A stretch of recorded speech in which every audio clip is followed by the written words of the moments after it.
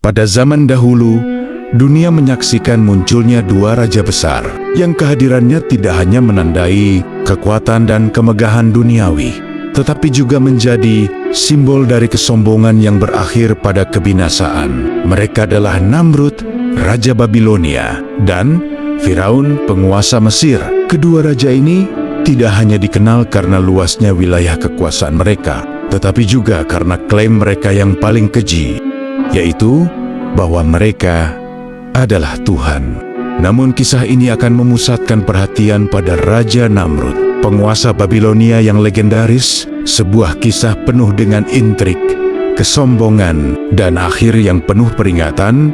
Ini adalah cerita tentang bagaimana kekuasaan yang melampaui batas akal sehat dan keimanan membawa seorang raja pada kehancuran yang tak terhindarkan. Sahabat surga Firdaus, sebelum kita masuk ke kisah utamanya, kami mohon agar Anda menonton video ini hingga akhir supaya tidak terjadi kesalahpahaman. Jangan lupa untuk memberikan like, subscribe, dan tinggalkan komentar jika ada yang perlu diluruskan dari kisah kali ini. Bismillah, mari kita mulai kisahnya. Setelah era kaum Ad dan Samud, peradaban manusia terus berkembang. Di tepian sungai Yufrat dan Tigris, berdiri megah peradaban Babilonia yang terkenal dengan bangunan-bangunan tinggi yang menjulang, tak kalah dengan apa yang ditinggalkan kaum Ad dan Samud. Mereka adalah bangsa yang mewarisi kemampuan memahat batu, menciptakan bangunan raksasa, serta menyusun tata kota yang kompleks. Babilonia menjadi pusat kosmopolitan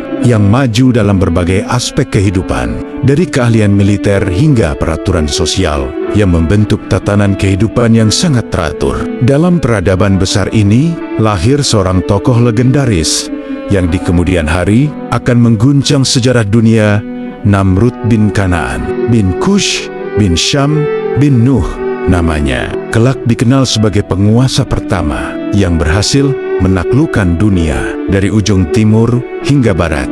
Seorang raja yang menyatukan bumi di bawah kekuasaannya dengan tangan besi.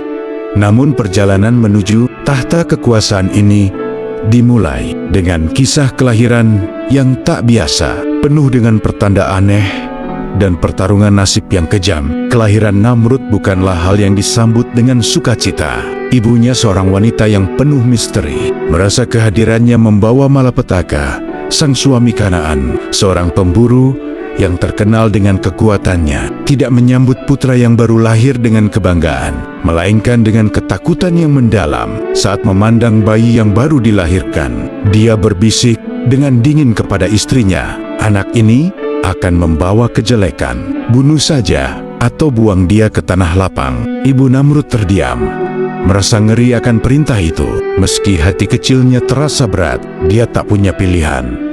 Maka di tengah malam yang dingin, di bawah bayang-bayang bulan yang pucat, wanita itu membawa bayi yang baru dilahirkannya ke padang rumput di luar desa. Di sana, di antara sapi-sapi yang sedang merumput, dia meletakkan Namrud kecil. Hatinya berdebar-debar saat dia menoleh untuk terakhir kalinya, berharap bayi itu segera dilupakan alam dan menjadi bagian dari kematian yang sunyi. Namun, alam tampaknya menolak takdir yang ingin diatur oleh manusia. Tak satu pun sapi mendekati bayi itu. Binatang-binatang tersebut justru menjauh, seolah ketakutan oleh kehadiran sosok mungil yang baru datang ke dunia. Melihat ini, wanita itu berpaling dengan perasaan yang semakin gelisah, tetapi dia melangkah menjauh, yakin bahwa keputusannya sudah final.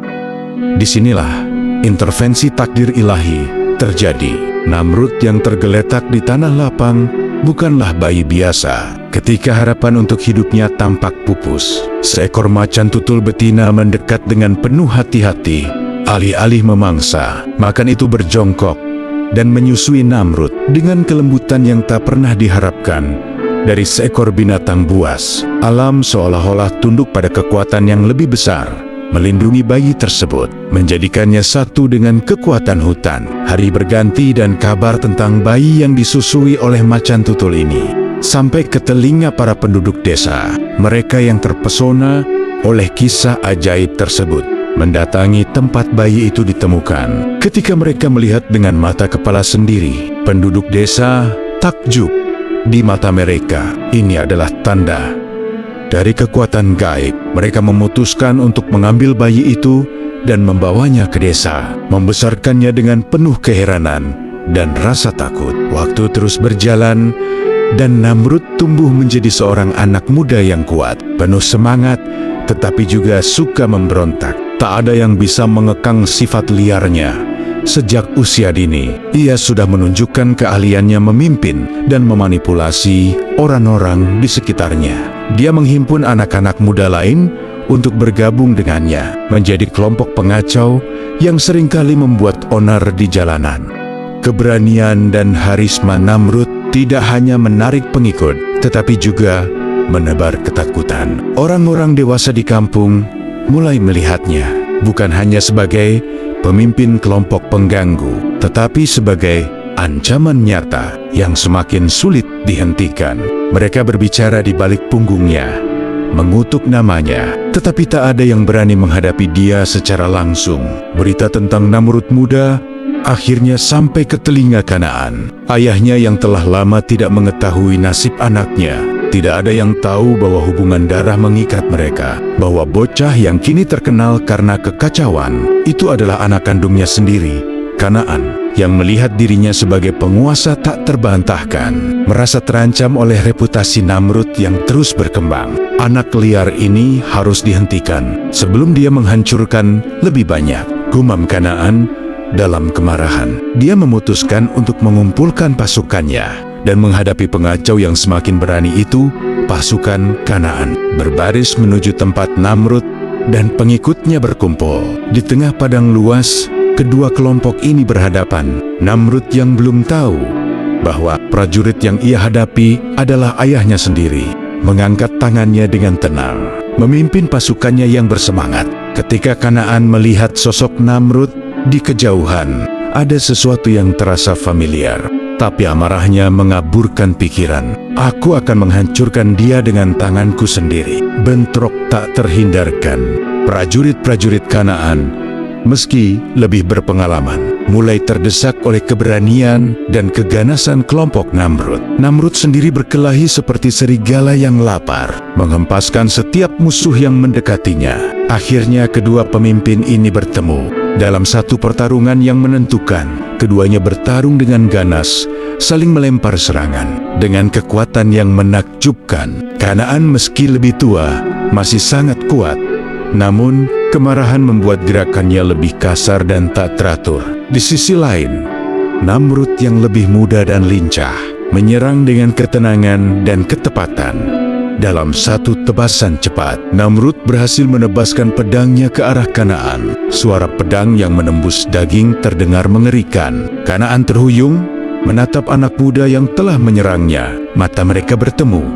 Untuk sesaat, ada pengakuan dalam tatapan itu, meski hanya sekilas, bahwa mereka terikat lebih dari sekadar musuh. Namun, Kanaan terlalu lemah untuk mengucapkan apapun. Dia terjatuh ke tanah.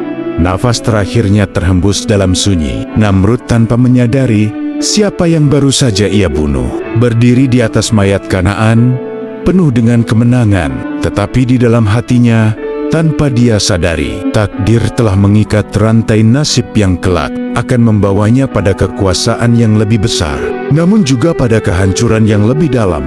Dengan kematian Kanaan, Namrud kini mengambil alih seluruh wilayah yang sebelumnya dikuasai oleh ayahnya. Tidak ada yang berani menentang dia. Dalam waktu singkat, Namrud mulai memperluas kekuasaannya, menaklukkan karajan-karajan kecil di sekitarnya.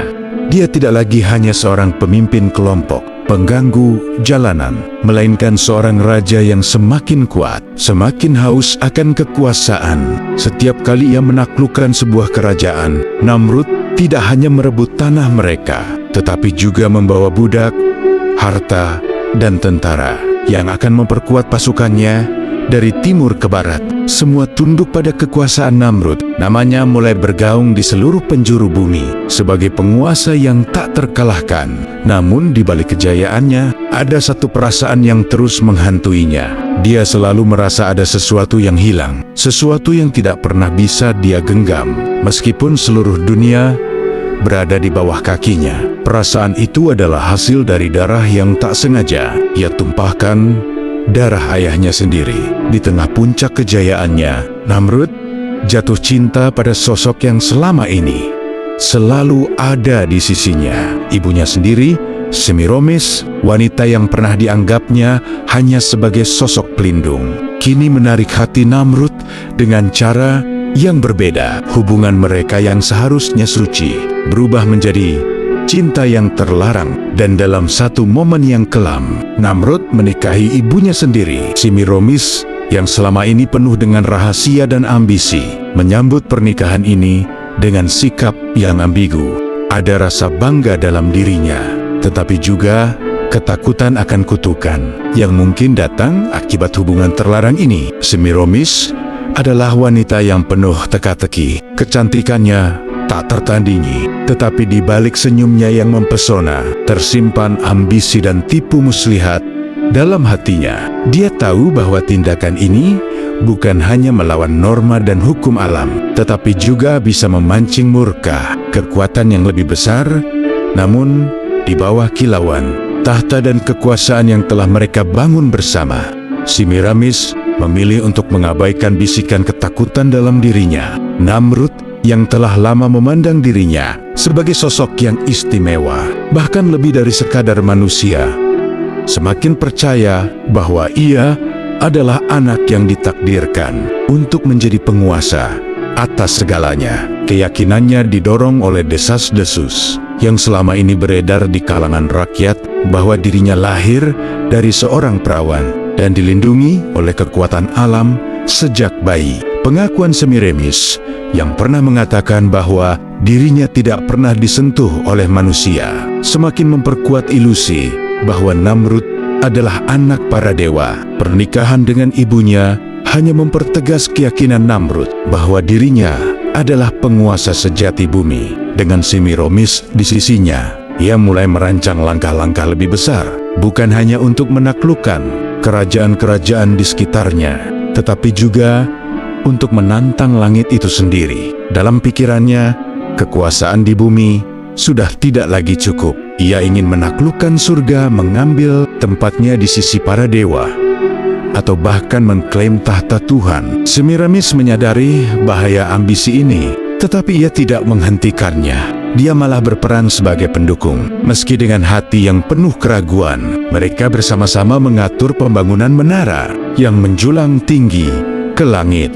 Menara yang di kemudian hari dikenal sebagai Menara Babel. Menara ini dibangun dengan tujuan untuk mencapai surga, simbol dari kekuasaan Namrud yang tanpa batas. Dalam pidato-pidatonya, Namrud semakin sering menyatakan dirinya bukan hanya sebagai raja di bumi, tetapi penguasa segala sesuatu. Tak ada yang bisa menghentikanku, seru Namrud di hadapan para pengikutnya. Saat menara itu mulai terbentuk, bahkan langit akan aku taklukkan. Aku akan menjadi lebih besar dari siapapun, lebih besar dari Tuhan yang kalian sembah, dan aku akan berdiri di sampingmu, bisik Semiramis dengan lembut di telinganya. Meski dalam lubuk hatinya, ia merasakan ketakutan yang makin mendalam. Setiap hari, Namrud akan bangun pagi-pagi, mandi dengan air dari sungai yang telah ditaburi emas dan rempah-rempah, dan mengenakan pakaian kebesaran kerajaan. Pakaian itu terbuat dari kain sutra termahal,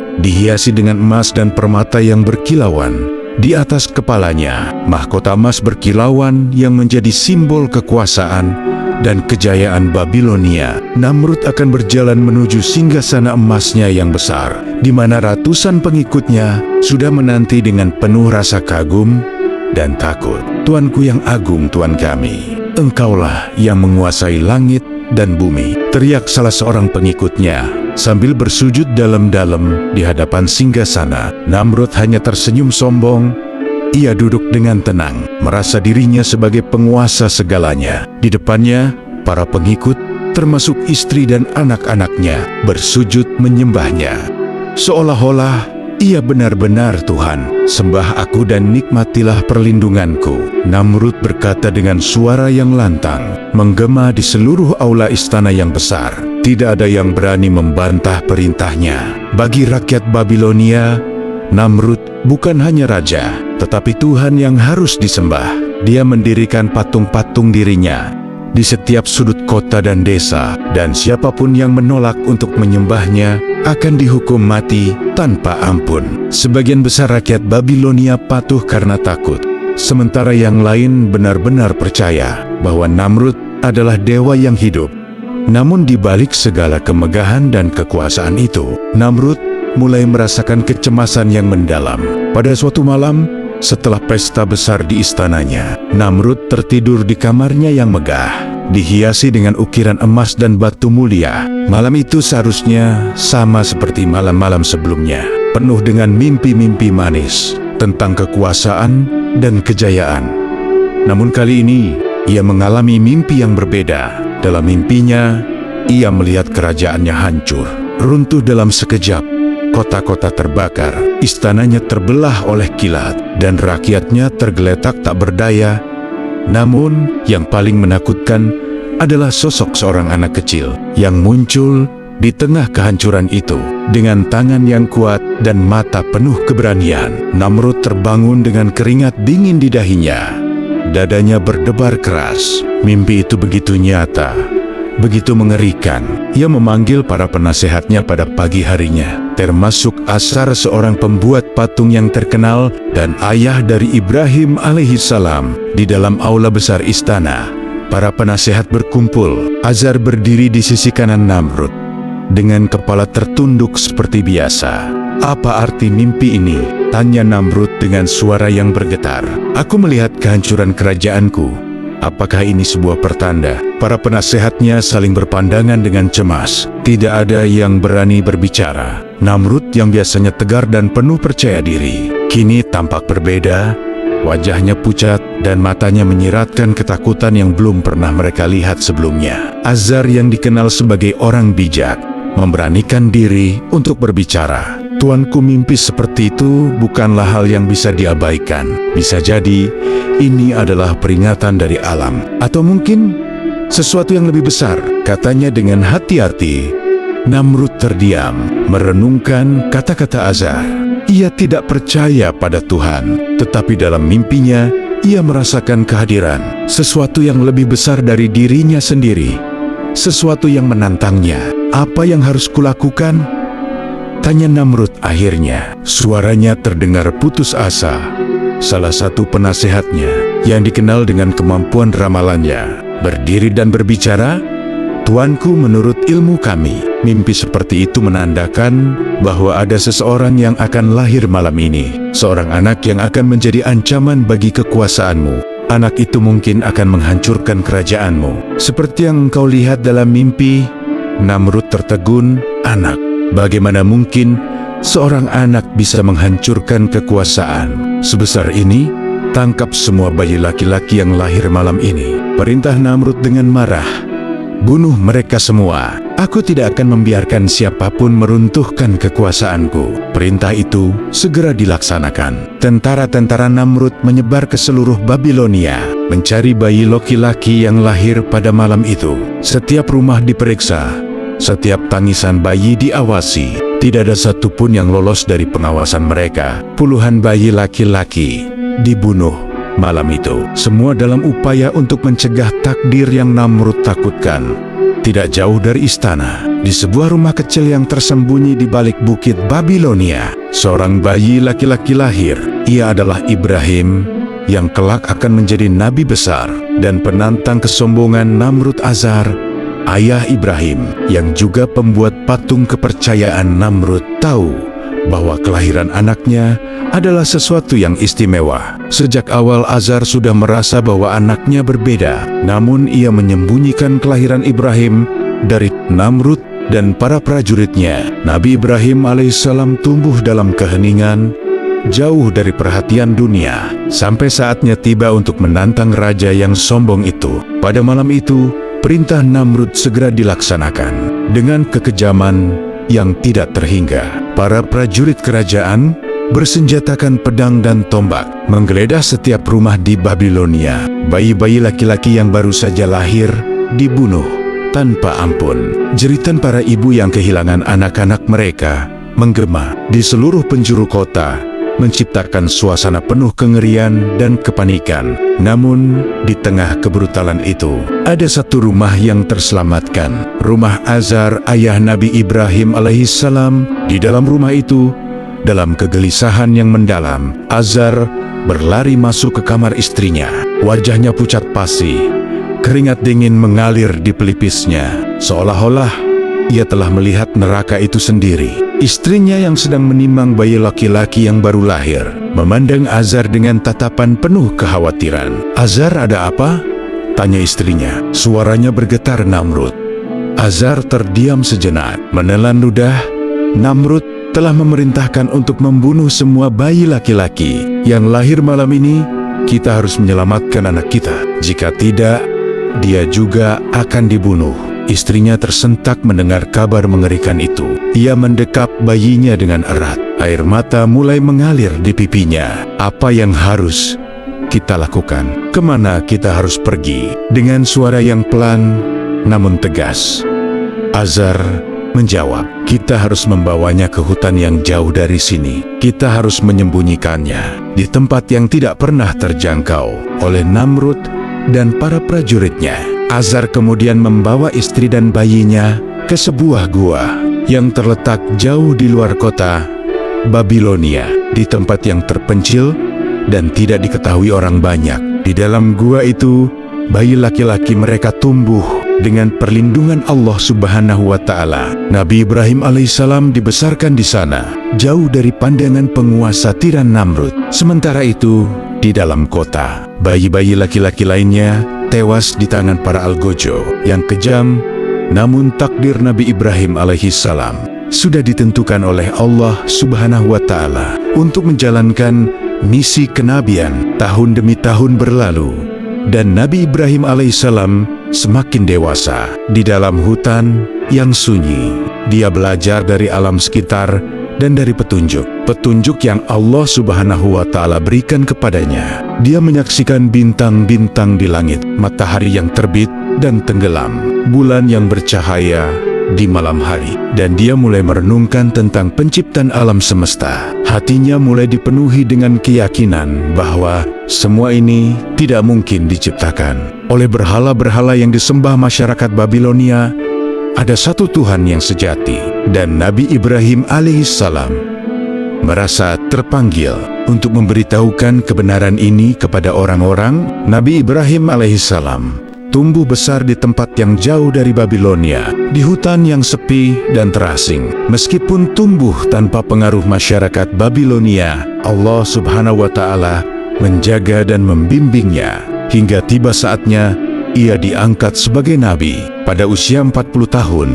Pada saat itu, Raja Namrud, sang raja yang mengaku sebagai Tuhan, telah berkuasa selama 40 tahun, penuh kesombongan. Kekuasaan Raja Namrud tidak hanya merajalela, tetapi ia juga menyebarkan pengaruhnya melalui patung-patung berhala yang ia buat untuk disembah oleh seluruh rakyat Babilonia. Ketika Nabi Ibrahim menerima wahyu, ia tidak menunda-nunda untuk menjalankan tugas kenabiannya. Tanpa ragu, ia memasuki kota Babilonia dan langsung menuju kuil besar yang menjadi pusat pemujaan. Kuil tersebut penuh dengan patung-patung raksasa yang mewakili berbagai dewa yang disembah oleh masyarakat, termasuk patung Raja Namrud yang berdiri megah di tengah-tengah ruangan. Hari itu malam tiba.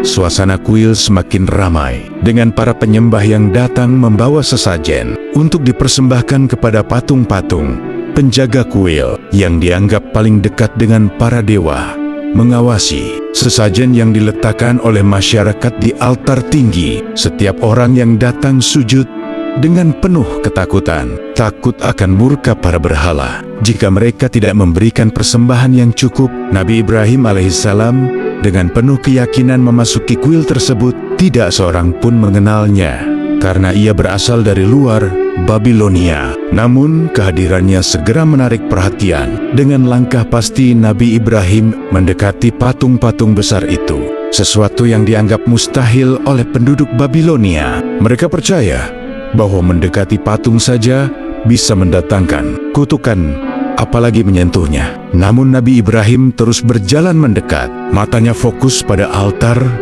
di mana sesajen diletakkan. Tanpa ragu Nabi Ibrahim alaihissalam mengambil sebuah apel yang telah disajikan di depan patung. Para penyembah menahan napas, tidak percaya bahwa ada seseorang yang berani mengambil sesajen itu. Namun Nabi Ibrahim tidak berhenti di situ. Ia menggigit apel tersebut dan sambil mengunyah, ia menatap patung-patung dengan tatapan penuh tantangan. "Wahai yang dianggap Tuhan oleh masyarakat Babilonia," seru Nabi Ibrahim alaihissalam dengan suara lantang, "aku telah mengambil apelmu. Apakah kau tidak marah?" Keheningan menyelimuti kuil. Patung itu tentu saja tidak merespons. Nabi Ibrahim alaihissalam mengulangi lagi dengan suara yang lebih keras, "Wahai yang dianggap Tuhan oleh masyarakat Babilonia, aku telah memakan apelmu. Mengapa kau tidak marah?" Sekali lagi, tidak ada respons dari patung itu. Para penyembah mulai saling berpandangan dengan penuh kebingungan dan ketakutan. Mereka telah hidup dengan keyakinan bahwa patung-patung ini memiliki kekuatan ilahi. Tetapi mengapa mereka tidak menunjukkan kemarahan? Untuk ketiga kalinya, Nabi Ibrahim alaihissalam menghadap patung besar itu dan berseru, "Wahai yang dianggap Tuhan oleh masyarakat Babilonia, aku telah mengambil dan memakan sesajenmu. Mengapa kau diam saja?" Namun patung itu tetap bisu, tidak mampu melakukan apapun. Pada titik ini, para penyembah mulai merasa gelisah. Kepercayaan mereka mulai goyah, tetapi mereka belum berani mengungkapkan keraguan mereka. Setelah menguji dua-dua palsu dengan cara melempar apel ke wajah patung-patung, Nabi Ibrahim alaihissalam tak berhenti di situ. Ketika orang-orang Babilonia melihat bahwa patung-patung itu tidak mampu bereaksi, meskipun dihina, mereka mulai ragu, tapi ketakutan masih menguasai hati mereka.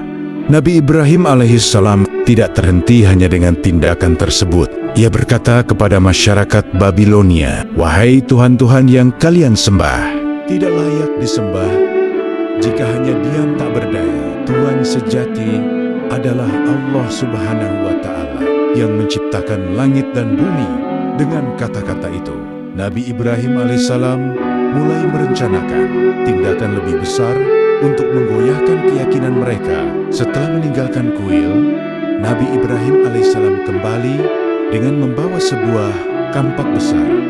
Malam itu, saat kuil sepi dan hanya dijaga oleh seorang penjaga, Nabi Ibrahim alaihissalam menghancurkan patung-patung kecil satu persatu. Kepala dan tangan patung-patung itu dipotong dan dilempar ke lantai, meninggalkan pemandangan yang kacau balau. Namun, Nabi Ibrahim alaihissalam menyisakan satu patung terbesar yang merupakan patung Raja Namrud, raja yang dianggap sebagai Tuhan oleh rakyat Babilonia. Dengan cerdik Nabi Ibrahim alaihissalam menaruh tampaknya di tangan patung Raja Namrud, seolah-olah patung itu yang bertanggung jawab atas kehancuran patung-patung lainnya.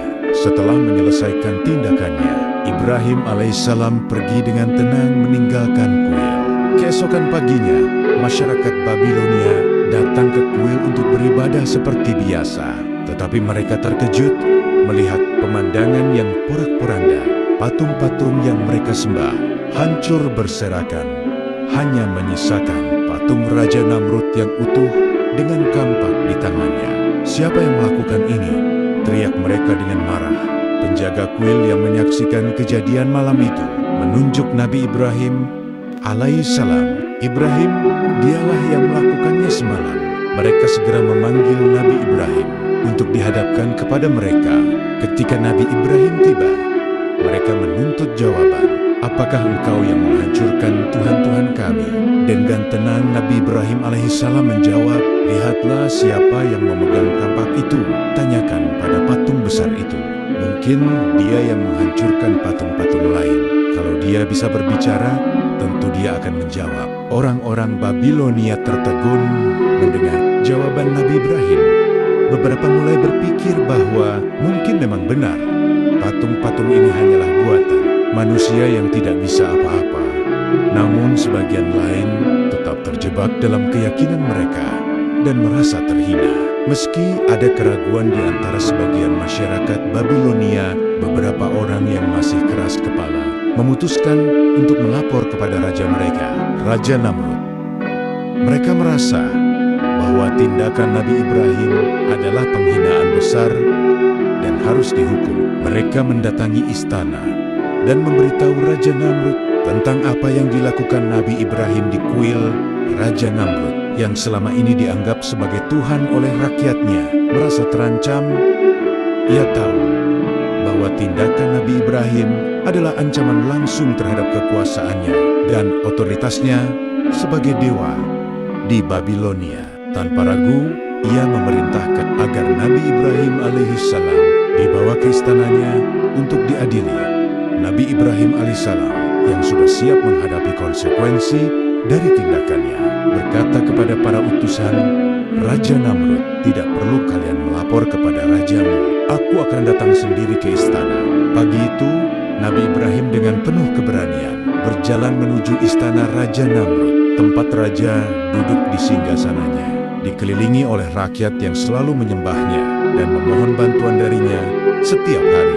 Istana penuh dengan orang-orang yang meminta makan, perlindungan, atau kekayaan dari Raja Namrud, menganggapnya sebagai dewa yang mampu memenuhi segala kebutuhan mereka. Namun hari itu akan berbeda. Nabi Ibrahim alaihissalam datang bukan untuk memohon, melainkan untuk menghadapi Raja Namrud dengan kebenaran yang hakiki. Ketika dia tiba di hadapan Raja Namrud, semua mata tertuju padanya. Ada ketegangan di udara saat Nabi Ibrahim alaihissalam berdiri tegak di depan raja yang mengklaim dirinya sebagai Tuhan. Raja Namrud menatap Nabi Ibrahim dengan tajam dan berkata, "Siapa kau yang berani menghina Tuhan-Tuhan kami dan menantangku di hadapan rakyatku?" Nabi Ibrahim alaihissalam dengan tegas menjawab, "Aku adalah utusan Allah Subhanahu wa Ta'ala, Tuhan yang menciptakan langit dan bumi. Aku datang untuk menunjukkan kepada kalian bahwa apa yang kalian sembah hanyalah patung-patung tak berdaya. Tuhan kalian, termasuk dirimu, Namrud, tidak layak disembah." Suasana aula menjadi tegang. Para hadirin terdiam mendengar Nabi Ibrahim berbicara dengan keberanian yang belum pernah terlihat sebelumnya. Raja Namrud meskipun tersinggung menahan emosinya. Dia tahu bahwa jika dia menunjukkan kelemahan, wibawanya sebagai Tuhan akan runtuh di depan rakyatnya. Maka dengan sombongnya dia menjawab, "Kau bilang Tuhanmu bisa menghidupkan dan mematikan. Aku juga bisa melakukannya." Nabi Ibrahim alaihissalam menantang Raja Namrud, "Buktikanlah jika kau memang bisa." Raja Namrud kemudian memerintahkan 2 orang prajuritnya untuk menangkap 2 laki-laki yang kebetulan melintas di luar istana. Di hadapan semua orang, Raja Namrud membunuh salah satu dari mereka dan membiarkan yang lainnya pergi sambil berkata dengan angkuh, "Lihat, aku membunuh satu dan membiarkan yang lain hidup. Aku juga bisa mematikan dan menghidupkan." Nabi Ibrahim menatap Raja Namrud dengan penuh keyakinan dan berkata, "Itu hanyalah tipu daya manusia. Kau tidak menghidupkan siapapun. Kau hanya membiarkan orang yang sudah hidup tetap hidup. Namun Allah Subhanahu wa Ta'ala, Tuhan yang sebenarnya, adalah yang menghidupkan dan mematikan dengan kuasanya." Melihat Raja Namrud masih bertahan dengan argumennya, Nabi Ibrahim memberikan tantangan lain yang tidak bisa dibantah. "Setiap hari Tuhanku, Allah Subhanahu wa Ta'ala, menerbitkan matahari dari timur dan menenggelamkannya di barat. Jika engkau benar-benar Tuhan, pindahkanlah matahari dari barat ke timur." Semua orang di aula itu terdiam. Raja Namrud tertegun, tak mampu membalas. Tantangan ini terlalu besar untuk diatasi, bahkan oleh seorang raja yang mengaku sebagai Tuhan. Allah berfirman dalam Al-Quran bahwa orang kafir itu menjadi bungkam, tak bisa berkata apa-apa. Namun Raja Namrud yang angkuh tidak mau menunjukkan kelemahan di depan rakyatnya. Dia berteriak, "Tangkap orang ini dan penjarakan dia. Aku akan membunuhnya dengan cara yang paling menyakitkan, supaya tak ada lagi yang berani menentangku." Raja Namrud memanggil penasihat-penasihatnya untuk memutuskan hukuman apa yang paling kejam bagi Nabi Ibrahim. Mereka bermusyawarah dan akhirnya memutuskan bahwa cara paling menyakitkan untuk mati adalah dengan dibakar hidup-hidup. Raja Namrud setuju, namun dia tidak mau sekedar membuat api kecil. Dia ingin menunjukkan kekuatannya dengan membuat api yang besar, setinggi istananya, untuk membakar Nabi Ibrahim. Raja Namrud memerintahkan untuk membuat tumpukan kayu setinggi beberapa meter. Biaya besar dikeluarkan, tenaga yang banyak dikerahkan, dan tumpukan kayu yang sangat tinggi dibuat. Api itu membesar, menjulang tinggi hingga tampak seperti menyentuh langit. Ini bukanlah api biasa, tapi api yang dirancang untuk membakar ribuan orang. Namun kali ini, semua itu hanya untuk satu orang, yaitu Nabi Ibrahim alaihissalam. Seluruh masyarakat Babilonia diundang untuk menyaksikan peristiwa besar ini. Mereka berkumpul di lapangan luas, mengelilingi tumpukan kayu yang sudah menyala dengan api yang berkobar hebat. Jutaan pasang mata memandang, penuh ketakutan dan rasa ingin tahu. Mereka semua ingin melihat bagaimana Raja Namrud yang mengaku sebagai Tuhan akan membakar Nabi Ibrahim, orang yang telah berani menentangnya. Ketika Nabi Ibrahim alaihissalam siap dilemparkan ke dalam api besar yang telah dinyalakan oleh Raja Namrud dan seluruh pasukannya, masyarakat Babilonia berkumpul dengan penuh penasaran. Mereka ingin menyaksikan bagaimana Nabi Ibrahim yang dengan berani menentang ketuhanan Raja Namrud akan dihabisi oleh api. Namun di tengah keramaian dan kebencian yang membara, malaikat Jibril tiba dengan perintah dari Allah Subhanahu wa Ta'ala untuk menawarkan bantuan kepada Nabi Ibrahim. Jibril berkata, "Wahai Ibrahim, Allah telah memutusku. Mintalah apa saja kepadaku. Jika engkau ingin, aku bisa memadamkan api ini atau membunuh Raja Namrud sekarang juga." Apa yang kau inginkan, Nabi Ibrahim, dengan keyakinan penuh kepada Allah Subhanahu wa Ta'ala, menjawab dengan tenang kepada engkau, "Wahai malaikat Jibril, aku tidak butuh apa-apa, tapi kepada Allah Subhanahu wa Ta'ala aku akan meminta." Begitulah keyakinan Nabi Ibrahim alaihissalam yang tak tergoyahkan. Meski dia tahu api besar sedang menantinya, dia hanya mengandalkan Allah Subhanahu wa Ta'ala semata. Bahkan Allah Subhanahu wa Ta'ala memuji Nabi Ibrahim alaihissalam dalam Al-Quran. Sesungguhnya Ibrahim adalah seorang umat yang taat kepada Allah karena kekuatan imannya begitu besar. Seolah-olah ia sendiri setara dengan umat yang taat. Ketika Ibrahim dilempar ke dalam api, dia memanjatkan doa yang penuh keyakinan. "Ya Allah, Engkaulah yang aku imani. Meski tak kasat mata, aku yakin Engkau yang menciptakan segalanya, termasuk api ini. Jadikanlah api ini dingin dan keselamatan bagiku." Allah Subhanahu wa Ta'ala pun memberikan perintah dari langit, "Wahai api, jadilah dingin dan keselamatan bagi Ibrahim." Begitu Nabi Ibrahim alaihissalam jatuh ke dalam tungku besar itu, bukannya merasakan panas membara, dia malah berada dalam keadaan sejuk dan aman, seolah sedang duduk di taman yang indah. Ia bahkan melihat makanan dan suasana nyaman di sekitarnya. Orang-orang yang menyaksikan dari luar tungku tidak mendengar jeritan atau tangisan kesakitan dari Nabi Ibrahim. Mereka terdiam penuh keheranan. Raja Namrud yang penuh dendam berusaha menenangkan rakyatnya dengan berkata, "Ibrahim sudah musnah. Pertama terkena api dari kekuatanku, namun Nabi Ibrahim masih bergerak di dalam api." Sesuai instruksi malaikat Jibril, gerakan sederhana dari Nabi Ibrahim ini membuat Raja Namrud dan rakyat Babilonia terdiam. Tidak mungkin manusia sekuat apapun tidak menjerit atau terbakar habis di dalam api sebesar itu. Untuk memastikan kematian Nabi Ibrahim alaihissalam, Raja Namrud memerintahkan agar api tetap menyala selama 3 hari penuh. tungku raksasa itu terus dijaga oleh pasukan elitnya, memastikan jika Nabi Ibrahim mencoba melarikan diri, mereka akan mendorongnya kembali ke dalam api. Keyakinan Raja Namrud bahwa tidak ada yang bisa bertahan hidup di dalam api sebesar itu semakin memperkuat egonya sebagai Tuhan yang tak terkalahkan. Namun setelah 3 hari berlalu, api akhirnya dipadamkan. Raja Namrud memerintahkan seluruh rakyat Babilonia untuk berkumpul kembali, bersiap melihat debu Nabi Ibrahim yang dianggap sudah pasti musnah. Namun, apa yang mereka saksikan benar-benar mengejutkan. Saat api padam, terlihat Nabi Ibrahim alaihissalam duduk dengan tenang di tengah-tengah bekas api yang telah padam. Tidak ada luka sedikit pun di tubuhnya. Bahkan, dia terlihat seperti sedang menikmati suasana taman yang damai. Raja Namrud kembali ke istananya dengan hati yang hancur.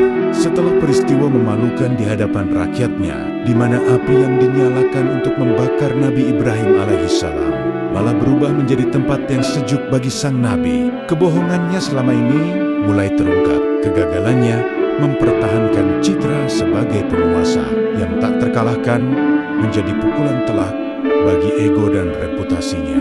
Raja Namrud berusaha tegar di hadapan rakyatnya, tapi di dalam hati ia tahu semuanya telah berakhir. Langkah kakinya terasa berat ketika memasuki gerbang istana. Para penjaga yang biasanya menunduk penuh hormat kini meliriknya dengan tatapan was-was, seolah-olah mereka tahu ada yang berubah pada sang raja, Raja Namrud, yang biasanya dipenuhi dengan percaya diri dan kesombongan.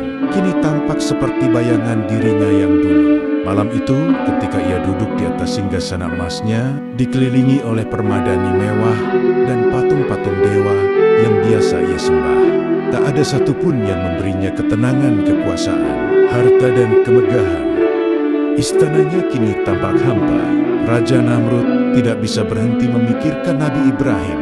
Bagaimana mungkin seorang manusia sederhana yang hanya bersandar pada keimanan kepada Tuhannya bisa bertahan dari api sebesar itu? Api yang seharusnya melahapnya dalam sekejap, kini malah menjadi bukti nyata bahwa kekuatan Allah Subhanahu wa Ta'ala di luar jangkauan manusia, bahkan raja.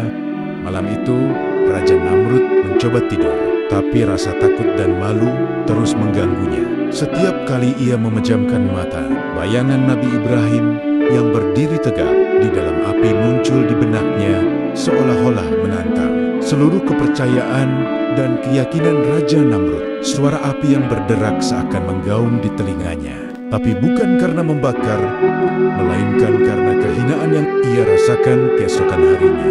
Sesuatu yang tak terduga terjadi. Raja Namrud bangun dengan perasaan yang lebih gelisah. Daripada sebelumnya, ia memanggil para penasehatnya, berharap mereka bisa menenangkan pikirannya. Tapi tak ada satupun dari mereka yang berani menatapnya langsung. Seolah-olah mereka semua takut mengatakan yang sebenarnya, bahwa kekuasaannya telah rapuh. Saat Raja Namrud mencoba berbicara, tiba-tiba ia merasa ada sesuatu yang masuk ke dalam hidungnya. Ia terkejut dan langsung menyingkirkan tangannya, berpikir itu hanyalah serangga biasa. Namun, dalam beberapa saat, rasa gatal itu berubah menjadi sensasi yang aneh. Seekor lalat kecil yang tampak tak berarti ternyata telah menyusup ke dalam hidungnya. Raja Namrud mencoba meniupnya keluar, menggosok hidungnya dengan kasar, tapi tidak berhasil. Lalat itu terus masuk lebih dalam, hingga Raja Namrud mulai merasa nyeri di kepala.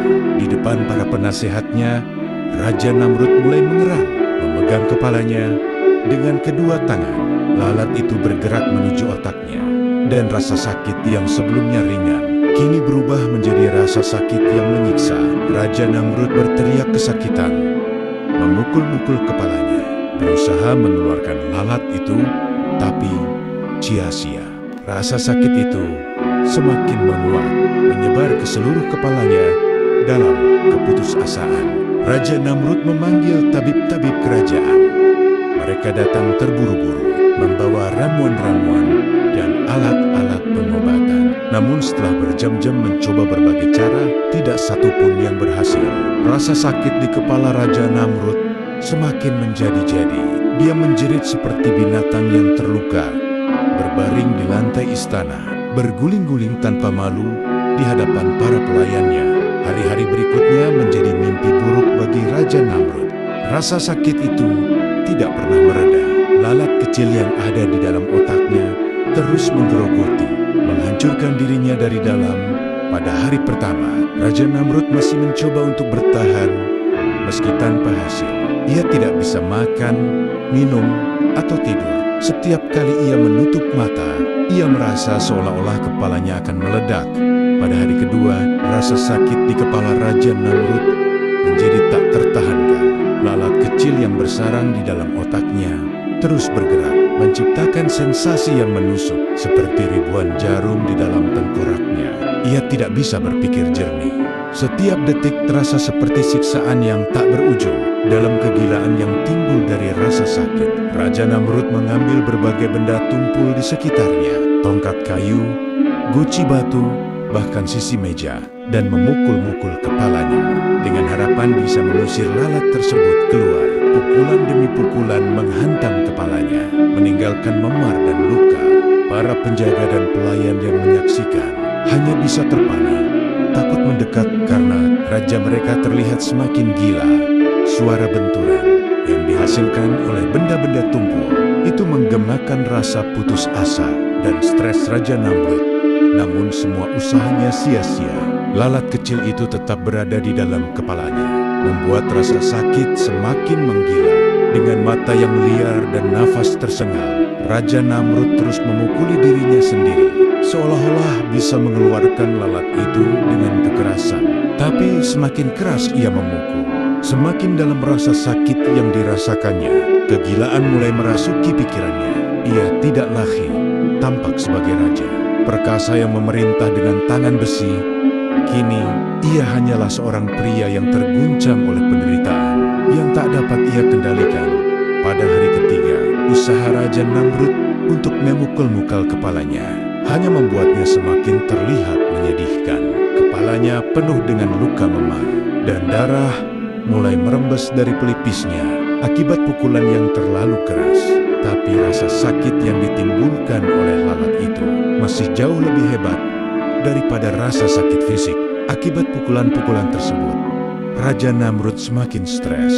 Ia tidak hanya disiksa oleh rasa sakit, tetapi juga oleh ketidakberdayaannya. Seorang raja besar yang dulu menganggap dirinya sebagai dewa, kini hanya bisa memukuli dirinya sendiri tanpa henti, mencoba mengatasi makhluk sekecil lalat yang bahkan tidak terlihat. Setiap kali ia mencoba beristirahat, rasa sakit itu datang lagi dengan kekuatan yang lebih dahsyat, seperti pisau yang terus menusuk dari dalam. Di puncak kegilaannya, Raja Namrud berteriak memanggil para pelayan untuk membawa lebih banyak benda untuk dipukul-pukulkan ke kepalanya. Tapi tidak ada satupun yang mampu menolongnya. Para pelayan mulai menjauh, ketakutan melihat raja mereka yang dulu tak terkalahkan, kini berubah menjadi manusia yang hampir gila karena rasa sakit. Pada malam harinya, ketika tubuh Raja Namrud sudah terlalu lelah untuk bergerak dan ia terkapar di lantai istana dengan nafas yang terengah-engah, lalat kecil itu terus menggerogoti otaknya. Pemandangan ini menjadi bukti nyata bahwa Raja Namrud yang dulu perkasa dan tak tersentuh, kini telah hancur, bukan oleh kekuatan besar, tapi oleh makhluk yang bahkan tak terlihat oleh mata telanjang. Di tengah penderitaannya, bayangan-bayangan mulai menghantuinya. Raja Namrud melihat kembali semua kejahatan yang pernah ia lakukan. Setiap kebohongan, setiap pembunuhan, setiap tindakan zalim yang pernah ia perintahkan, semuanya kembali menghantui benaknya. Ia melihat wajah Nabi Ibrahim yang berdiri kokoh dalam iman kepada Allah Subhanahu wa Ta'ala, sementara dirinya jatuh terpuruk dalam kesombongan dan kesia-siaan. Raja Namrud mulai berbicara sendiri. Ia meracau, meminta ampun kepada dewa-dewa yang dulu ia sembah. Tapi tak ada jawaban. Wajah-wajah para dewa yang terukir di dinding istananya tampak menertawakan dirinya. Bahkan dewa-dewa itu tak bisa menyelamatkannya.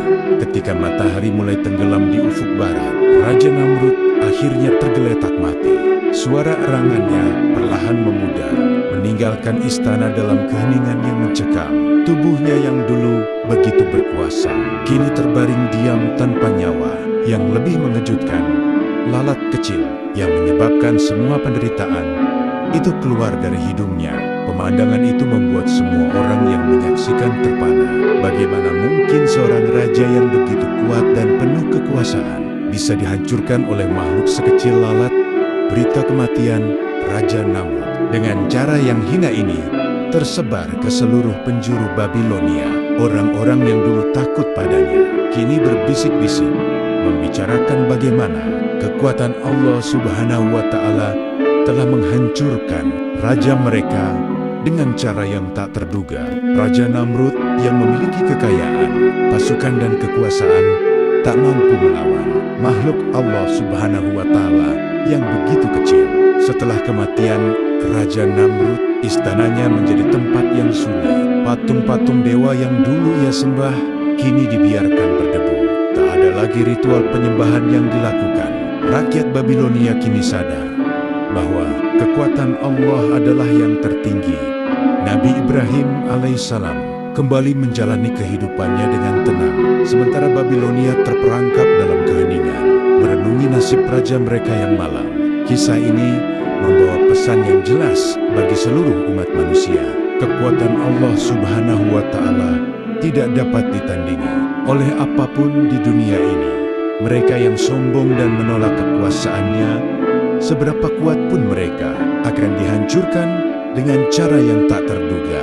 Ibrahim adalah contoh dari seorang manusia yang beriman dengan sepenuh hati kepada Allah Subhanahu wa Ta'ala. Ketika ia berdiri di hadapan api, ia tidak ragu karena ia tahu bahwa Allah Subhanahu wa Ta'ala adalah pelindungnya. Sebaliknya, Raja Namrud adalah simbol dari kesombongan manusia yang berpikir bahwa kekuasaan dan harta benda bisa menggantikan keimanan. Namun pada akhirnya, kesombongan itu membawa kehancuran. Seperti yang dikatakan Allah Subhanahu wa Ta'ala dalam Al-Quran, manusia seringkali diberi perumpamaan agar mereka berpikir dan merenung. Orang-orang yang memanggil selain Allah Subhanahu wa Ta'ala, baik itu manusia, patung, atau apapun yang mereka anggap berkuasa, tidak akan pernah bisa menciptakan makhluk sekecil lalat. Bahkan jika mereka semua bersatu, mereka tidak akan mampu menandingi kekuasaan Allah Subhanahu wa Ta'ala.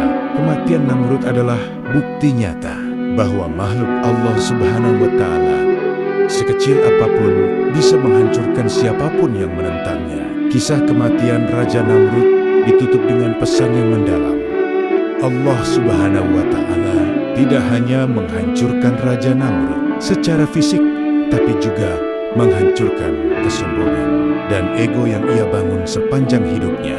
Ini adalah pelajaran bagi kita semua bahwa seberapa besar pun kekuasaan yang kita miliki, tanpa keimanan kepada Allah Subhanahu wa Ta'ala, semuanya akan berakhir dengan kehinaan.